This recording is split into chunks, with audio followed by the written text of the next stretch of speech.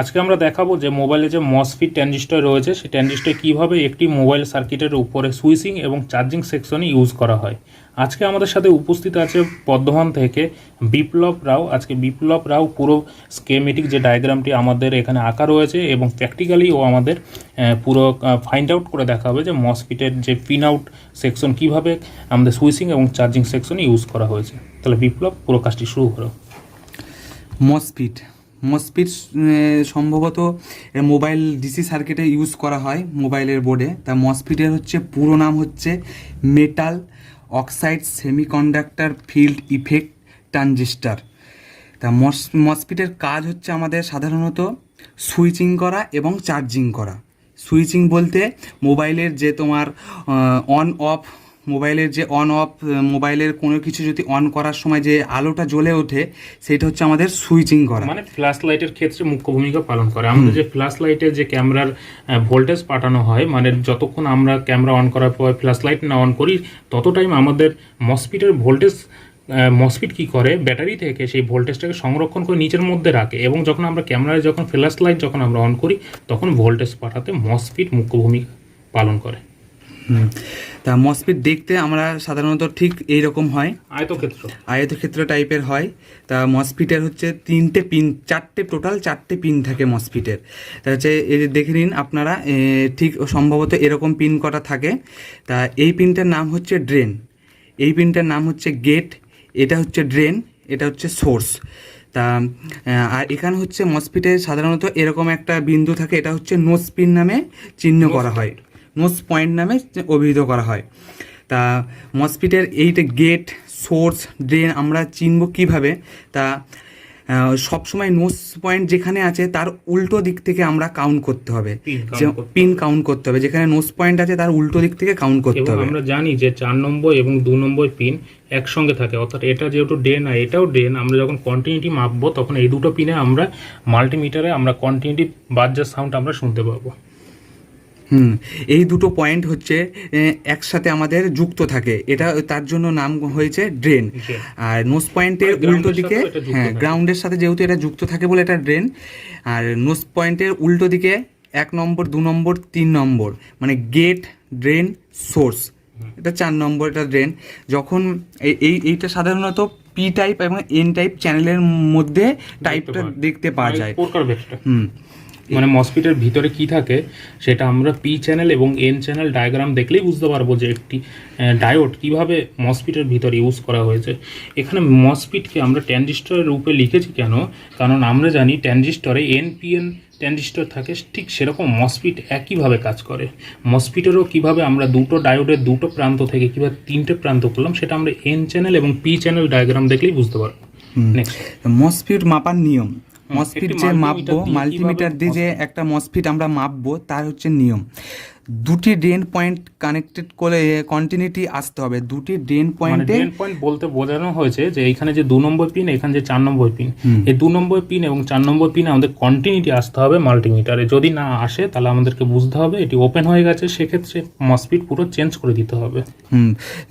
তা প্রথম পয়েন্টটা বোঝা গেল। যদি কন্টিনিউটি না আসে তাহলে বুঝতে হবে যে ওপেন হয়ে গেছে। এই ক্ষেত্রে যদি এইখানে যদি আমরা মাল্টিমিটার দিয়ে চেকিং করা হয়, যদি এর কন্টিনিউটি না আসে ড্রেনে, তাহলে বোঝা যাবে যে এই ক্ষেত্রে এটি ওপেন হয়ে গেছে, মানে এটা খারাপ হয়ে গেছে। দ্বিতীয় নম্বর হচ্ছে গেট এবং সোর্স পিনে রিডিং আসতে হবে। গেট এবং সোর্স পিনে, গেট এবং সোর্স এই দুটো পিনে, বা সাইডে হচ্ছে গেট এবং সোর্স হচ্ছে ডান সাইডে, এই দুটো পিনে যদি আমরা মাল্টিমিটার দিয়ে চেক করি তাহলে এর একটা রিডিং আসবে। এই রিডিংটা যদি আসে তাহলে এটা বুঝে নিতে হবে। এটাকে যদি এই পিনে এবং এটাকে যদি এই পিনে রাখি, যদি রেখে, তাহলে আমাদের এইখানের যে ডায়োড মোড রয়েছে, ডায়োড মোডে আমাদের সিলেক্ট করে কন্টিনিউটি নয়, আমাদের ডায়োড মোডে করতে হবে। ডায়োড মোডে করলেই আমাদের কিন্তু এখানে রিডিং আসতে হবে। রিডিং না আসলে আমাদের বুঝতে হবে এটি ওপেন হয়ে গেছে। যদি কন্টিনিউটি আসে তাহলে বুঝতে হবে আমাদের পুরো মসফেট শর্ট হয়ে গেছে, সেক্ষেত্রে আমাদের চেঞ্জ করতে হবে। এবার এখানে মসফেট এখান থেকে শুরু। মসফেটে হচ্ছে প্রকারভেদ আমাদের, ভিতরে কি থাকে? হ্যাঁ, এন চ্যানেল আছে আর পি চ্যানেল। মসফেটের যে ভেতরটাই আমাদের যে থাকছে, সে মসফেটের হচ্ছে ভেতরের পুরো একদম অঙ্কন করে দেখানো হয়েছে। তা মসফেটের এটা হচ্ছে এটা সাধারণ একটা ডায়োড, সাধারণ এটা একটা ডায়োড, যার হচ্ছে এই সাইডটা হচ্ছে নেগেটিভ, এই সাইডটা হচ্ছে পজিটিভ। এটা এটা হচ্ছে গ্রাউন্ড। মানে এটাকে অ্যাকচুয়ালি বলা হয় অ্যানোড, এটা ক্যাথোড। এটা হচ্ছে অ্যানোড, এটা হচ্ছে ক্যাথোড। না না, এটা অ্যানোড, এটা ক্যাথোড। তা এটা হচ্ছে গ্রাউন্ড, এটা হচ্ছে সোর্স, এটা হচ্ছে ড্রেন। এবার আমরা কি করলাম, এখানে যে ডায়োডটা ভিতরে যে ভ্যাকুমের মধ্যে যে ডায়োডটা ইউজ করা হয়েছে, ডায়োডের এক প্রান্ত অর্থাৎ এখানে যে নেগেটিভ এবং পজিটিভটাকে শর্ট করে আমরা গেট হিসাবে বার করেছি, এবং প্লাসটিকে মানে ডায়োডের যে প্লাস প্রান্ত তাকে আমরা সোর্স হিসাবে এবং নেগেটিভটাকে আমরা ড্রেন হিসাবে ইউজ করেছি। কেন? আমাদের এখানে স্কেমেটিক ডায়াগ্রামে দেখতে পাচ্ছি যে এখানে ড্রেন এবং এই দুটো 2 নম্বর এবং 4 নম্বর পিন আমাদের মোবাইলের বডির সাথে অর্থাৎ গ্রাউন্ডের সাথে যুক্ত রয়েছে। ঠিক সেইভাবেই আমাদের পি চ্যানেলটাও এরকমভাবে তৈরি করা রয়েছে।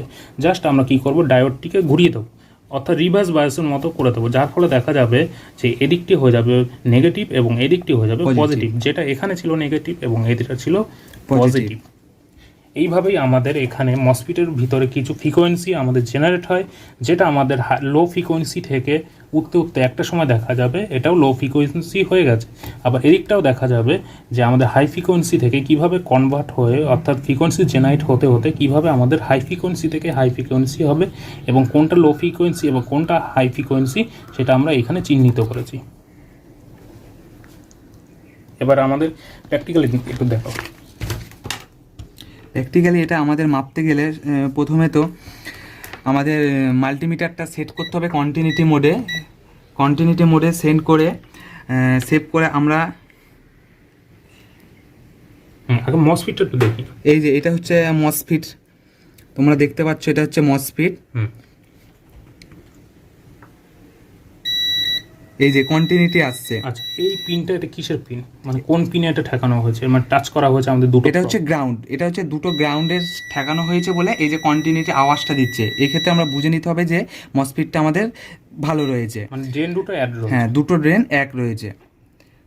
এবার আচ্ছা, কেন আমরা আমাদের গেট এবং সোর্স মাপতে কেন আমরা এখানে ডায়োড মোডে নিয়ে আসবো সেটা একটু বলে দিই। এটা হচ্ছে মসফেট একটা ট্রানজিস্টর টাইপের আমাদের ধরা হয়। ট্রানজিস্টর টাইপের ধরা হয় না, কারণ ট্রানজিস্টর তৈরি করা হয় একটা ডায়োড, একটি সেমিকন্ডাক্টর দিয়ে, এবং যেহেতু এখানে ডায়োড ইউজ করা হয়েছে সেজন্য আমরা এখানে গেট এবং সোর্স মাপতে আমরা এখানে ডায়োড মোডে আমরা মাল্টিমিটারটিকে রেখেছি।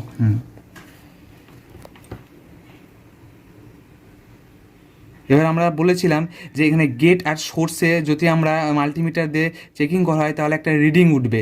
দেখো তোমরা উপরে মাল্টিমিটারে একটা রিডিং উঠছে, এক্ষেত্রে বুঝে নিতে হবে যে এই মসফেটটা একদম ভালো রয়েছে। এইভাবে মসফেট চেক করতে হবে। এবার এই ক্ষেত্রে যদি এইখানটায় কন্টিনিউটি দেখায় তাহলে গেট এবং সোর্সের মধ্যে, তাহলে এটা বুঝে নিতে হবে এটা শর্ট হয়ে গেছে। আর এটা যেহেতু আমাদের রিডিং উঠছে তাহলে এটা একদম সম্পূর্ণ ভালো আছে। এইভাবে তাহলে আমাদের মসফেটের সমস্ত কাজ করতে হবে।